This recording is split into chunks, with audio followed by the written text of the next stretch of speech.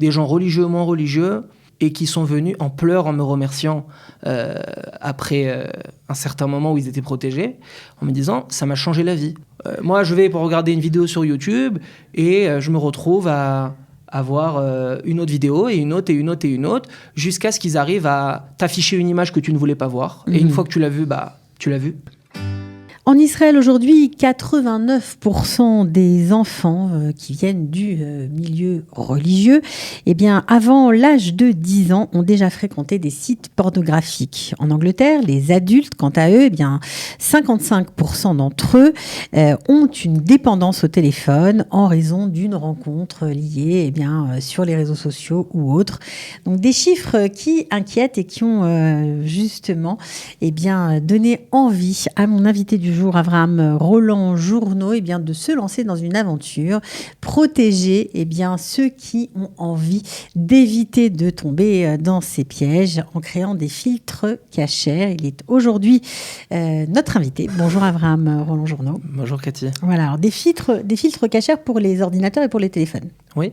C'est ce que vous avez mis en place depuis, je crois, 2-3 ans. Exactement. Je ne suis pas l'inventeur de ce filtre, mais on va dire que ça fait 2-3 ans que j'essaye d'agir pour notre communauté francophone en Israël, en France, de leur mettre à disposition cette technologie israélienne, à la base, qui a été inventée par des ingénieurs israéliens, de leur expliquer, de leur installer et de les suivre dans leur utilisation pour qu'ils puissent garder justement cette protection tout au long de leur vie et continuer à être actifs dans la vie tout en étant protégés de tous ces problèmes. Alors, votre théorie, ce n'est pas de mettre le portable au feu, mais d'essayer de l'utiliser au mieux. C'est ma théorie. Je ne repousse pas les gens qui veulent prendre un téléphone simple. Je pense aussi que ça peut être très bien. Pas tout le monde en est capable. Aujourd'hui, ça devient compliqué parce que même dans le travail, etc., beaucoup de choses se passent par les réseaux sociaux et certains ne peuvent pas faire sans, tout simplement. C'est vrai. C'est pour ça qu'on essaye de voir les bons côtés qu'il y a dans ces technologies. On voit ces bons côtés, on dit on ne peut pas vivre sans, donc qu'est-ce qu'on fait ? D'accord. Alors, qu'est-ce qui fait que vous avez été amené à travailler dans ce domaine ? Alors, moi, il y a de cela 6 ans, à la yeshiva chez le Rav Zinier Haïfa, est venu un certain organisme israélien qui a pris sur lui de venir convaincre cette jeunesse de se protéger et à chercher des volontaires, des bénévoles qui voulaient aider à sensibiliser, à installer. Et chaque yeshiva ont été désignés 1 ou 2 volontaires. Moi, je me suis porté volontaire. Et on va dire, depuis cette expérience, j'ai parlé avec de nombreux jeunes qui étaient tout à fait normaux, mais qui se mesuraient à des problèmes très graves sur les réseaux, à se retrouver dans des petites heures de la nuit, à aller sur des sites sur lesquels ils n'avaient pas envie d'aller. Sur des sites pornographiques, par exemple ? Oui. D'accord. Que ça soit dans tous les tiborim, en France, en Israël, des gens religieux, moins religieux, beaucoup de gens touchés et qui sont venus en pleurs en me remerciant après un certain moment où ils étaient protégés, en me disant « ça m'a changé la vie » parce que ce n'est pas ce que je veux. Et ils mettent tellement d'hameçons sur Internet, sur tout type de site. Qu'on est vite embarqué ça veut dire malgré soi, on va dire. Moi, je vais pour regarder une vidéo sur YouTube et je me retrouve à voir une autre vidéo et une autre et une autre et une autre, jusqu'à ce qu'ils arrivent à t'afficher une image que tu ne voulais pas voir. Et une fois que tu l'as vue, tu l'as vue. Et cette image, elle reste.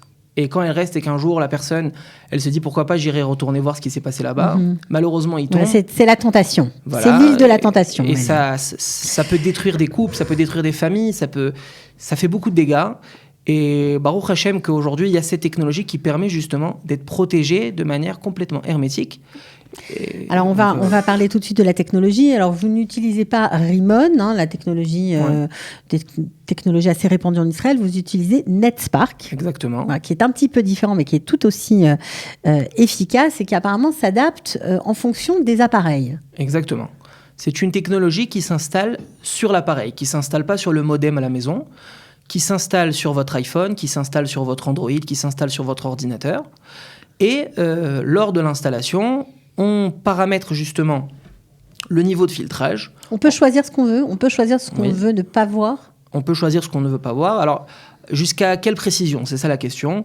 En premier lieu, on choisit un niveau général. Ça veut dire, il y a des gens qui veulent avoir quelque chose de très soft, continuer à tout utiliser, mais être protégé seulement pour la pornographie. De la pornographie, des D'accord. affichages. Je donne un exemple. Ma femme faisait ses courses sur AliExpress avec notre voisine qui a 9 ans. Et en plein milieu d'un achat, s'affiche une image horrible. Et la petite de 9 ans, elle a vu une image qu'elle n'aurait pas dû voir. Donc si c'était filtré à ce moment-là, ça aurait été évité. Ça aurait été évité. Donc on peut simplement, parce qu'il y a des gens qui rechignent à mettre des filtres parce qu'ils se disent, après je ne pourrai plus utiliser mon Internet, Exactement. Normalement ça sera vraiment compliqué, etc. Ouais. Là, apparemment, vous dites que c'est assez facile. Oui, c'est facile et on va dire que... Et ça fonctionne surtout, le reste fonctionne. Ça fonctionne, on ne peut pas l'enlever. Si quelqu'un ne veut pas l'enlever, sans mon autorisation ou sans l'autorisation de la société, il ne peut pas l'enlever. D'accord. Et pour des enfants, c'est très important parce qu'ils sont très forts pour enlever tout ce qu'on peut leur mettre sur les téléphones. Donc ça, c'est une première chose, c'est que c'est très très difficile à enlever. Et donc on disait... Ça, c'est seulement le premier niveau. Après, quelqu'un qui voudrait être protégé un peu plus et ne pas voir tout ce qui a un caractère vulgaire, pas de snooze, il peut très bien continuer à utiliser YouTube, Facebook, toutes les applications utilitaires, tout en étant protégé des images, on va dire spécifiques, qui vont contenir des images qui sont Donc, par exemple, sur YouTube, ça marcherait comment ? Par exemple, sur YouTube, si demain vous tapez, je sais pas moi... Vous tapez le nom d'une chanson ou d'un chanteur qui peut avoir des clips qui sont normaux et des clips avec des femmes en maillot de bain sur la plage. Les clips normaux vont s'afficher et les pas normaux ne vont pas s'afficher. Pareil sur Facebook, vous avez votre famille qui partage des photos et vous avez un ami qui a mis une photo, je sais pas moi, qui manque de pudeur. Et cette photo-là ne s'affichera pas. Vous aurez un blanc qui va se mettre à la place de la photo. Il y a quand même accès au reste du contenu. Exactement. Bon, ça c'est pas mal. D'accord. Ça c'est par rapport au deuxième niveau.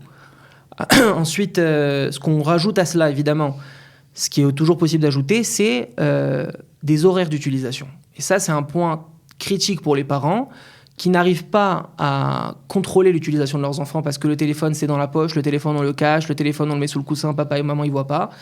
Et à partir d'une certaine heure, vous nous fixez 21h, extinction des feux. Il n'y a plus de téléphone. Ça ne marche plus. Ça veut dire que grâce à votre filtre, à 21h, le téléphone s'éteint. Alors, le téléphone ne s'éteint pas. Ah, mais les applications ne sont plus actives. Toutes les applications, sauf le téléphone lui-même, parce qu'au cas où il a besoin d'appeler, ne fonctionnent plus. C'est-à-dire, il rentre dans l'application, il a un bouclier qui s'affiche et il ne peut pas rentrer. Ça, c'est par rapport aux horaires. Donc ça, c'est pas mal. Ça fait déjà 3 niveaux de protection, on va dire.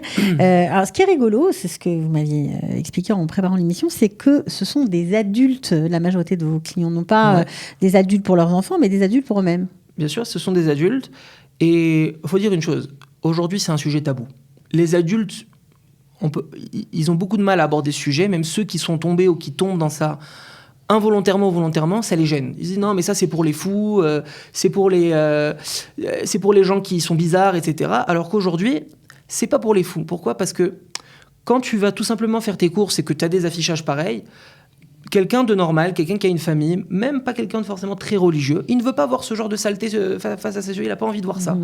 Donc, nous, ce qu'on vient faire, c'est expliquer justement à ces familles, à ces gens, à ces adultes, que vous pouvez continuer à utiliser, à vivre normalement, en étant protégés. Et pour ceux qui ont des addictions, il n'y a pas de honte. Personne ne saura si vous appelez filtre cachère.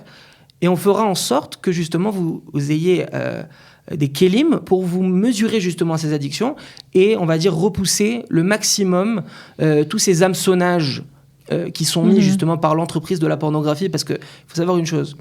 Ça, c'est un chiffre très important. L'entreprise de la pornographie aux États-Unis, elle détient plus d'argent que tous les clubs de sport mélangés aux États-Unis. Que ce soit la NBA ou tous les clubs de rugby, les clubs de football américain ou de soccer, ils n'ont pas autant d'argent qu'eux. Donc, avec cet argent, qu'est-ce qu'ils font ?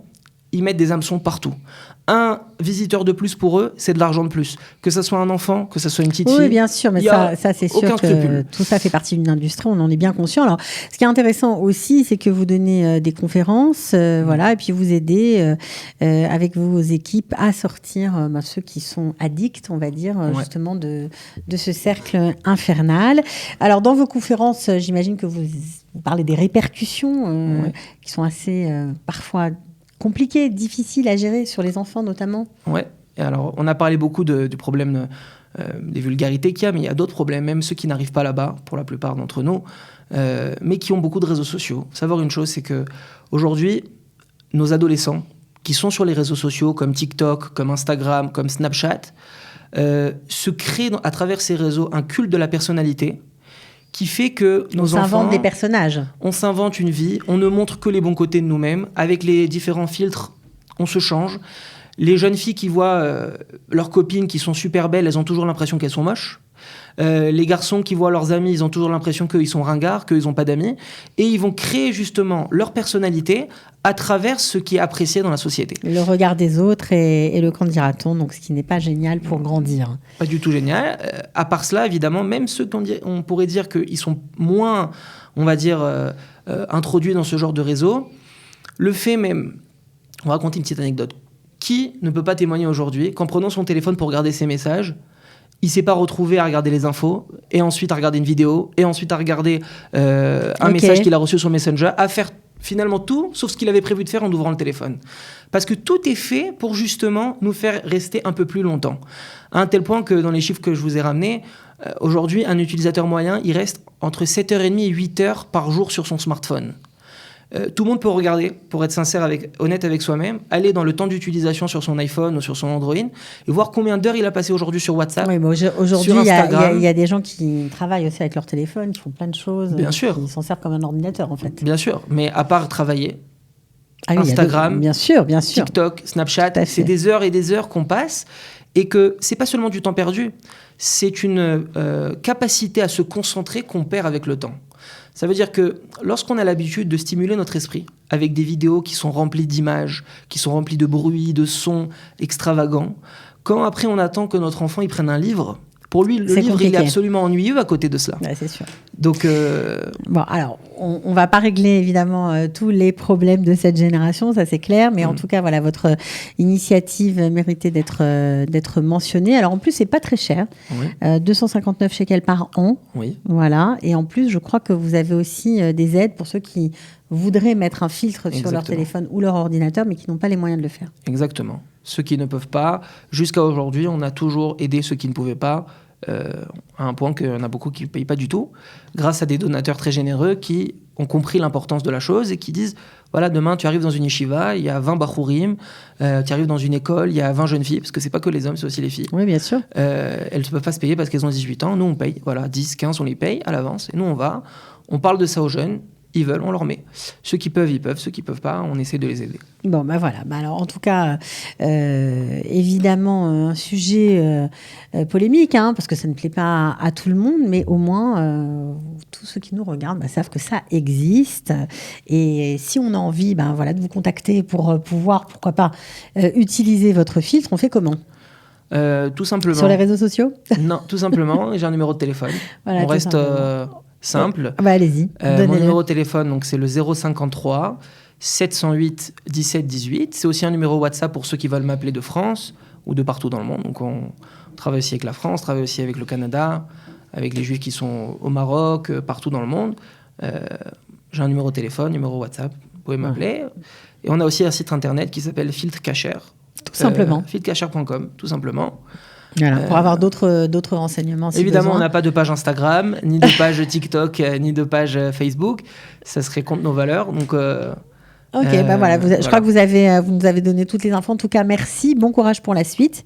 Et merci à vous. Voilà, bonne chance. À bientôt. Merci, Cathy. Coup de pouce, découvrez le savoir-faire et les idées des entrepreneurs Olim.